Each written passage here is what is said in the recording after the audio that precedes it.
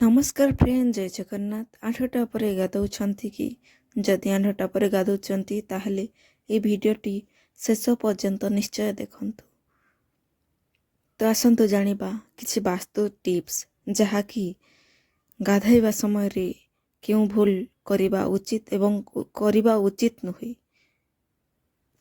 8टा पर गाधौथिबा लोक जल्दी यही गुरुत्वपूर्ण कथा जानंतु। स्नान करिबार सटीक नियम। गाधोଇବା ସମୟରେ ଆମକୁ କିଛି କଥାର ଧ୍ୟାନ ରଖିବା ଉଚିତ, କାରଣ ଆପଣ ଗାଧୋଇବା ସମୟରେ ଅଜାଣତରେ କରୁଥିବା ଭୁଲର ଏକ ବଡ଼ ମୂଲ୍ୟ ଦେବାକୁ ପଡ଼ିଥାଏ। ଜୀବନରେ ଧନ ସମ୍ପତ୍ତି ସୁଖ ଶାନ୍ତିରୁ ଆପଣଙ୍କୁ ହାତ ଧୋଇବାକୁ ପଡ଼ିପାରେ। ତେଣୁ ଆପଣ ଆଜି ଆପଣମାନଙ୍କୁ ଜଣାଇବା ପାଇଁ ଯାଉଛୁ ଆପଣ ଗାଧୋଇବା ସମୟରେ କେଉଁ ଭୁଲ କରିବା ଉଚିତ ବା ଅନୁଚିତ। ତେବେ ଆଉ ଡେରି ନକରି ଆସନ୍ତୁ ଜାଣିବା ଏହା ସମ୍ପର୍କରେ। ନମ୍ବର 1, ଯଦି ଆପଣ ସମ୍ପୂର୍ଣ୍ଣ ଗାଧୋଇବେ ନାହିଁ ତଥା ଅଧା ଗାଧୋଇଥିବେ ତେବେ ଆପଣଙ୍କ କୁଣ୍ଡଲୀରେ ଦୋଷ ଆସିବାର ଆରମ୍ଭ ହୋଇଯାଏ। ତେଣୁ କେବେ ମଧ୍ୟ ଅଧା ଗାଧୋଇବା ଉଚିତ ନୁହେଁ। ନମ୍ବର 2, କୌଣସି ମହିଳାଙ୍କୁ ସମ୍ପୂର୍ଣ୍ଣ ଉଲଗ୍ନ ହୋଇ ଗାଧୋଇବା ଉଚିତ ନୁହେଁ। ଗାଧୋଇବା ସମୟରେ ଆପଣଙ୍କୁ ଧ୍ୟାନ ରଖିବା ଉଚିତ କି ଆପଣଙ୍କ ଉପରେ ଗୋଟିଏ ବସ୍ତ୍ର ତ ନିହାତି ରହିବା ଆବଶ୍ୟକ। ଯଦି ଆପଣ ଏହି ନିୟମ ଉଲ୍ଲଂଘନ କରନ୍ତି ତେବେ ଆପଣଙ୍କ ଘରକୁ ଦାରିଦ୍ରତା ମାଡ଼ି ଆସିଥାଏ।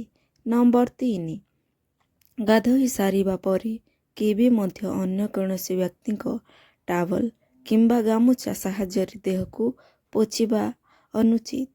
ନମ୍ବର 4, ଗାଧୋଇବା ଆରମ୍ଭ କରିବା ପୂର୍ବରୁ ତୁରନ୍ତ ମୁଣ୍ଡରେ ପାଣି ଢାଳିବା ଅନୁଚିତ। ଆପଣ ଏହା କରିବା ଦ୍ୱାରା ହାର୍ଟ ଆଟାକ୍ ହେବାର ସମ୍ଭାବନା ରହିଥାଏ। ତେଣୁ ଗାଧୋଇବା ସମୟରେ ସର୍ବପ୍ରଥମେ ନିଜ ପାଦରେ ପାଣି ଢାଳନ୍ତୁ। ନମ୍ବର 5, ଗାଧୋଇବା ପୂର୍ବରୁ ଆପଣଙ୍କୁ ଠାକୁର ପୂଜା ପାଇଁ ଫୁଲ ତୋଳି ରଖିବା ଆବଶ୍ୟକ। ଏହା ମଧ୍ୟ ନିୟମ ରହିଛି କି ପୂଜା ପୂର୍ବରୁ ଠାକୁର ବାସନ ସବୁକୁ ମଧ୍ୟ ଧୋଇକି ରଖିଦେବା ଉଚିତ। ନମ୍ବର 6, ଗାଧୋଇ ସାରିବା ପରେ ବସ୍ତ୍ର ଆଦି ସଫା କରିବା ଉଚିତ ନୁହେଁ କିମ୍ବା ଗାଧୋଇ ସାରିବା ପରେ ଠାକୁର ପୂଜା ନକରି ରୋଷେଇ ଘରକୁ ଯାଇ ରୋଷେଇ କାର୍ଯ୍ୟ କରିବା ଅନୁଚିତ ବା ଉଚିତ ନୁହେଁ। ନମ୍ବର 7, ଗାଧୋଇ ସାରିବା ପରେ ଆପଣଙ୍କୁ ସର୍ବପ୍ରଥମ ଠାକୁର ପୂଜା କରିବା ଉଚିତ। ନମ୍ବର 8, ସକାଳ ସମୟର ସୂର୍ଯ୍ୟ କିରଣ ମନକୁ ଶାନ୍ତ ଦେଇଥାଏ ଏବଂ ଏହାର କିରଣ ଆମ ଶରୀର ପାଇଁ ମଧ୍ୟ ଭଲ ହୋଇଥାଏ। ତେଣୁ ଆପଣ ଭୋର ସମୟରେ ଉଠି ସ୍ନାନ କରି ସୂର୍ଯ୍ୟ ଆସିବା ପରେ ତାଙ୍କୁ ଜଳ ଅର୍ପଣ କରିବା ଦ୍ୱାରା ଆପଣଙ୍କ ଜୀବନରେ ସବୁ ଦୁଃଖ କଷ୍ଟ ଦୂର ହୋଇଯାଏ।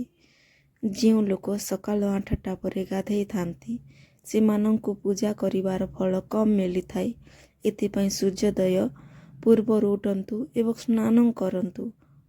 ଭିଡ଼ିଓଟି ଭଲ ଲାଗିଥିଲେ ଗୋଟିଏ ଲାଇକ୍, ସେୟାର ଏବଂ ସବସ୍କ୍ରାଇବ୍ ନିଶ୍ଚୟ କରନ୍ତୁ ଏବଂ କମେଣ୍ଟ ମାଧ୍ୟମରେ ଜୟ ସୂର୍ଯ୍ୟଦେବ କିମ୍ବା ଜୟ ଜଗନ୍ନାଥ ନିଶ୍ଚୟ ଲେଖନ୍ତୁ।